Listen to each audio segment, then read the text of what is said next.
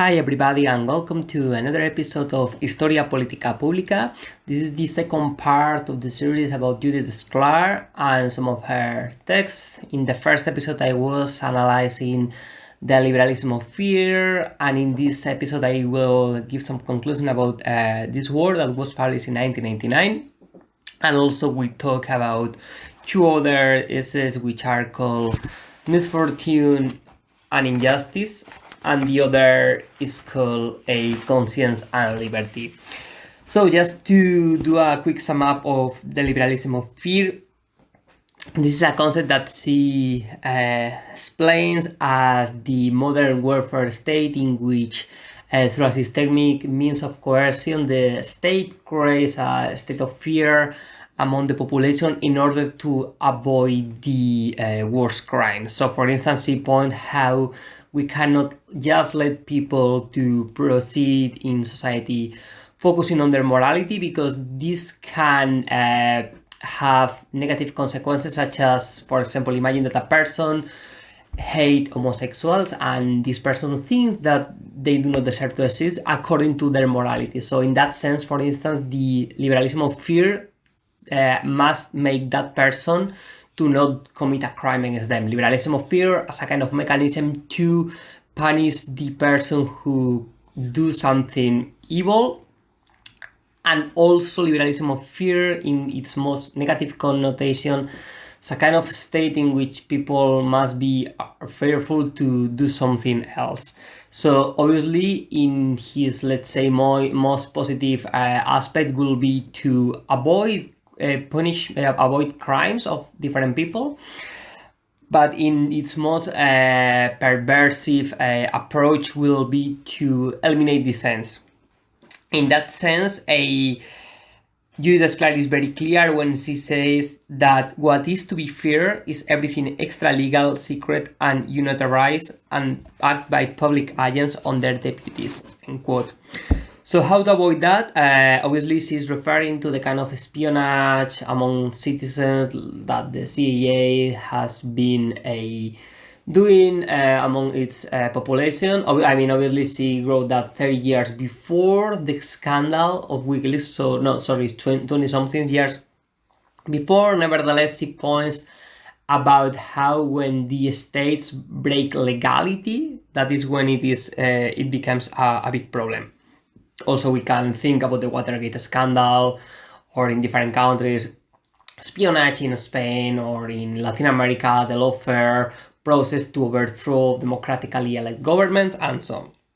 In order to avoid that crime, Judith Shklar says, quote, "We need to join through voluntary associations to become significant units of social power and influence that can check or at least alter the assertion of other organized agents," end quote.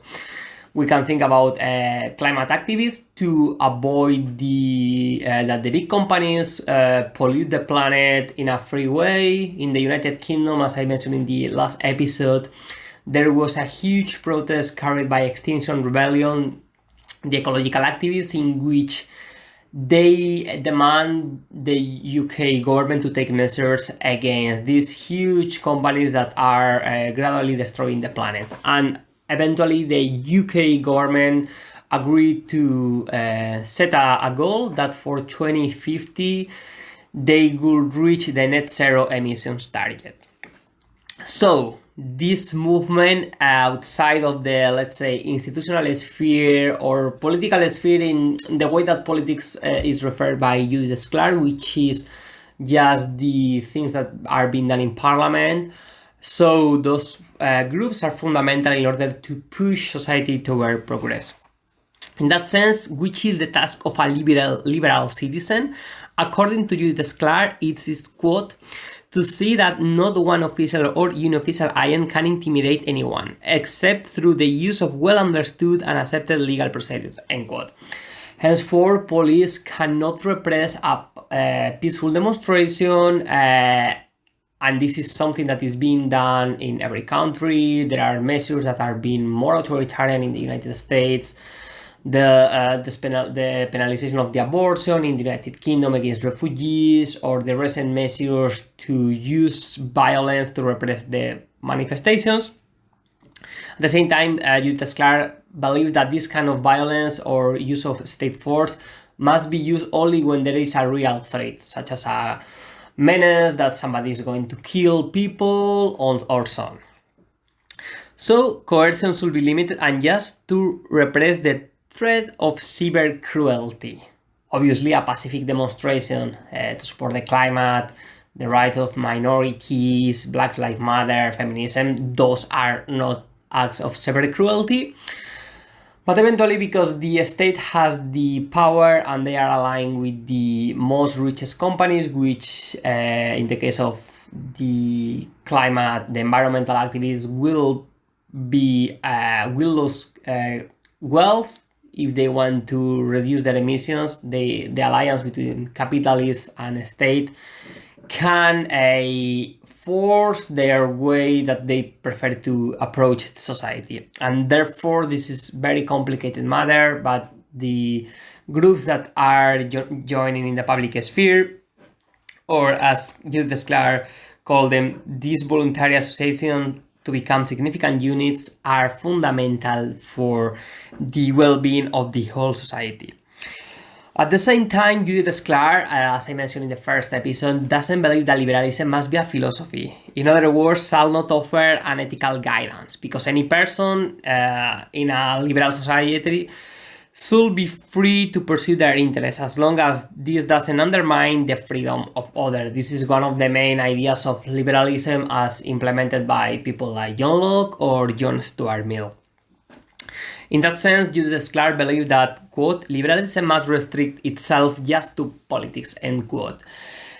So, the idea is to create the perfect condition in society to let people pursue their own interests, and for that they need to receive free education, free healthcare, the possibility to engage in the public sphere in a healthy environment, such as in the modern school implemented by Francisco Ferrer y Guardia, the Catalan thinker of the 20th century, 19th century, 20th century, who created an innovative system to let the children enjoy the nature, engage with others, and not just following a kind of huge reading stuff, but also to let them wonder about their life and think freely. Different things, obviously. Francisco Ferrer y Guardia was assassinated by the Spanish regime because he was accused falsely to instigate a revolution and so on. So education, the free education, it is something fundamental in a liberal or libertarian society, and in that way liberalism and anarchism coincide perfectly. So again, liberalism of fear, it is to avoid people killing for moral or spiritual causes. Obviously, this will not be necessary in a highly educated society in which people are aware and have empathy about the others. Or as Judith Shklar pointed, quote, if we learn to accept each other as sentient beings, end quote. In that sense, for her, the opposite of a kind of liberal government, it is that government that was proclaiming Viva la Muerte. And this is something that she points in her essay, Liberalism of Fear, a clear reference to the Spanish Francoists who were proclaiming that cry with Millán Astray, the Falangist, and so on. So, the experience of politics indirectly must educate the citizens, such as respect for the claim of others, self-restraint, and so on. Henceforth, for Judith Shklar, liberalism must not have as a main aim to educate the citizens, but indirectly they will do, like, for example, if we believe that every person has the right to vote, the right to express themselves, inevitably we will respect the other people. But what happens when the people do not respect the results of the elections or the freedom of others? Well, we have coup d'etats. We had in Spain, in Portugal, in Latin America, but recently we have the assault in the Capitolio 2 years ago. We have the recent assault in Brazil, because in those two movements the people refused the defeats of Trump and Bolsonaro respectively.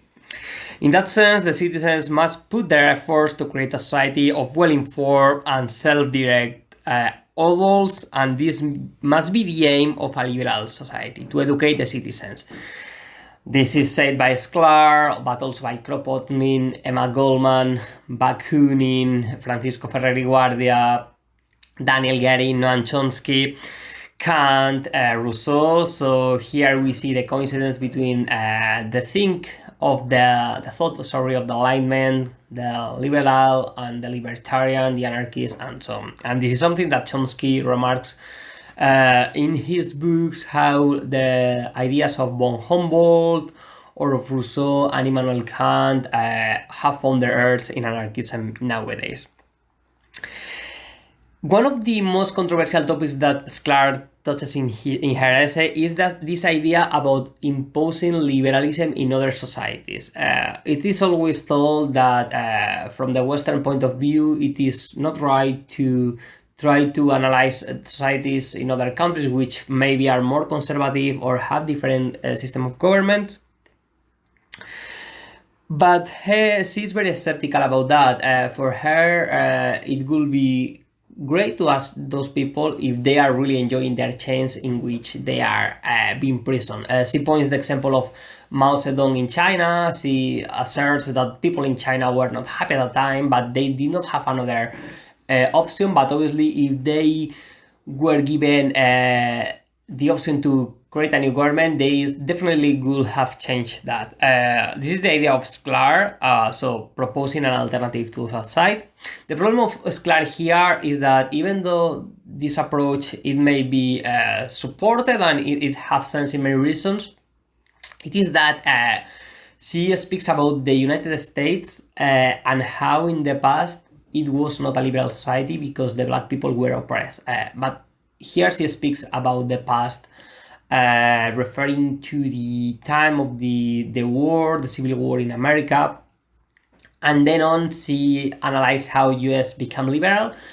But at the same time, while supporting her approach to other countries in which obviously there is an undermining of rights, at the same time, she cannot she should not consider US as liberal in the way that she proclaims, like social liberal, because the black people and other minorities are still being systematically oppressed, not as explicitly as before, but looking at the statistics of the prisons and so on, it is obvious that the place where they live, the black people, have less rights than the white. And therefore, here I will disagree with her idea of the US liberal society.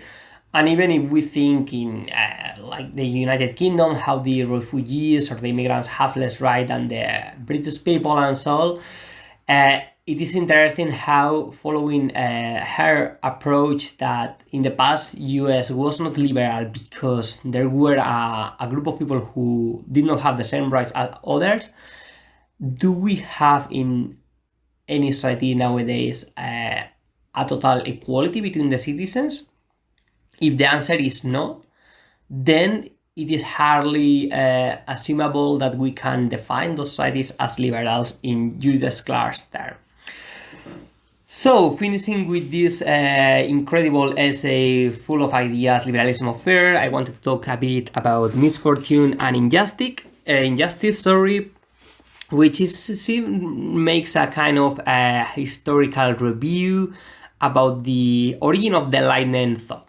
And also the concept of misfortune and injustice she defines as misfortune is something that happened out of nowhere and that we cannot really have a solution about that. It's just bad luck.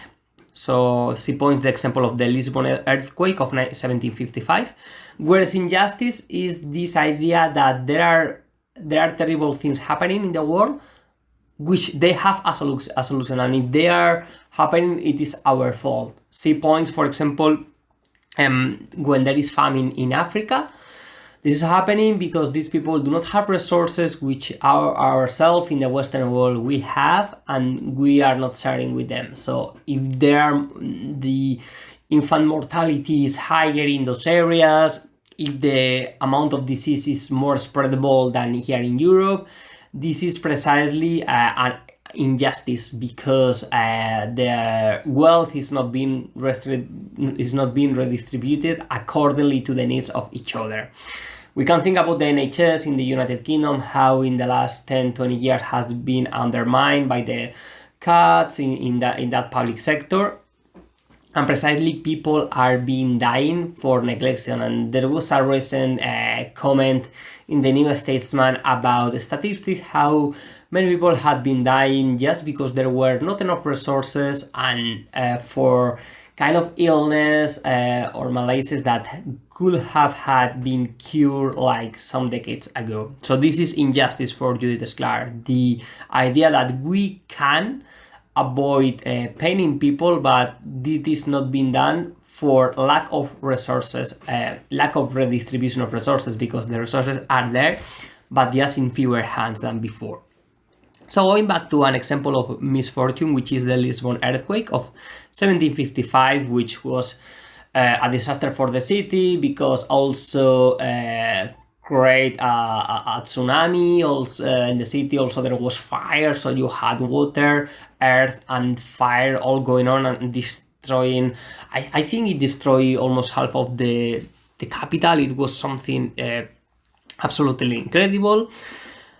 According to Judith Shklar, this was the last cry against divine injustice. It was seen as the start of the Enlightenment thought, because for Judith Shklar, people at that time in Europe realized that God perhaps did not exist, or either we could not just follow him, because this earthquake was deadly. And then at the same time we had philosophers like Rousseau, Voltaire, there was also Immanuel Kant, and so on. So after in the second half of the 18th century, you have a huge movement of thinkers which coincide with this natural disaster in Lisbon, and all of these coalesce in the current of the Enlightenment. Voltaire famously said a phrase which was something like, if God did not exist, we will have to invent him. What he wanted to say is that the figure of God, it was fundamental for people to have faith in life, because otherwise many people in society will fall into despair, thinking that there was nothing else beyond the material earth. And Karl Marx, 1 century later, says something similar when he exposed that religion is the opium of the people, in the way that because there were people living under a situation of huge poverty, carrying on in miserable life, they needed a kind of drug to not fall into despair, and this opium precisely was the religion. He was not criticizing religion at all, but most of all the systemic situation living in society, in which people were forced to believe in something that they could not even demonstrate, but otherwise, if their life were just working 14 hours per day, or living under miserable conditions in their house, seeing their children die, and so on, one of their only doors to look for another reality was precisely religion.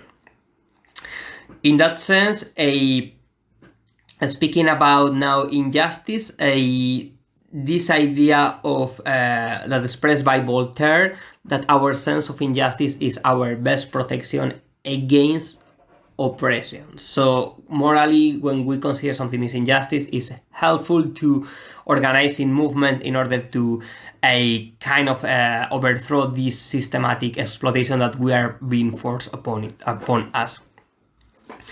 At the same time, he points that blaming oneself thought unjust has its satisfaction, because it can sustain belief in a just world and give one a sense of at least some power in determining one's situation. This is, for example, Margaret Thatcher famously blaming the poor people for being poor. Like, it is their fault because they are not working enough. They don't have this mentality, the winning mentality. And Donald Trump did something similar recently. Like, okay, this is a society of winners and losers. Do you want to be a winner? So just, invent things, approach life with a different way, change your mind. The happiness is on your head. This is also one of the ideas of mindfulness, that doesn't matter the rest of the world, just if you are not happy, it's just your fault, and so on. So this is blaming yourself. Blaming oneself has its own satisfaction, and Voltaire said almost 3 centuries ago. In that sense, also Shklar points the idea of political necessity, how since Machiavelli, necessity has served to paper over the tension between ethical restraint and political ambition, in an effort to exploit the language of doom for the exculpation of ruler. This idea of the collateral damage when a country invaded another region and there are people who are killed, this is called sometimes collateral damage. This was highly used by George Bush after the invasion of Afghanistan. Okay, what happened when civilians of that country are being murdered by the US force? And he said that this was part of a huge, a most important goal, which was to defeat terrorism. So those that were being killed, even though they were innocent, those were, as called by Bush, collateral damage. In that sense, for Kant, for example, the award is both misfortune and unjust, because it's something that the people who are living in a country who have not had vote for decide what is happening are being killed, and at the same time it's unjust because it could be stopped with other help.